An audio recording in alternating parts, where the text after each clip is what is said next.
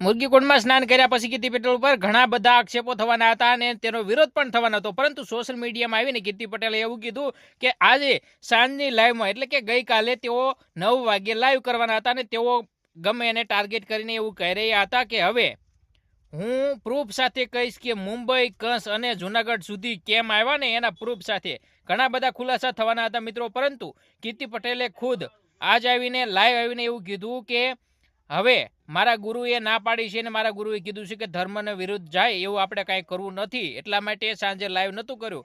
ત્યારે એની પાછળ પોલીસની ગાડીઓ પણ પડે છે એવું પણ તેમનું કહેવું છે. મિત્રો, હાલ આ લઈને વિવાદ વધતો જતો જોવા મળી રહ્યો છે. મિત્રો, આ વિવાદને લઈને તમારું શું કહેવું છે કમેન્ટમાં લખી દેજો, કારણ કે કીર્તિ પટેલે જે કીધું કે મારી સાથે બીજા પણ નાવાવાળા હતા એ તમને કેમ નથી દેખાતા, તો એ કપીએ છે હતા એ પણ ત્યાં હતા, તો એને પણ વિવાદ કરવો પડે, એનો પણ વિરોધ કરવો પડે, તો એનો કેમ વિરોધ નથી કરતા?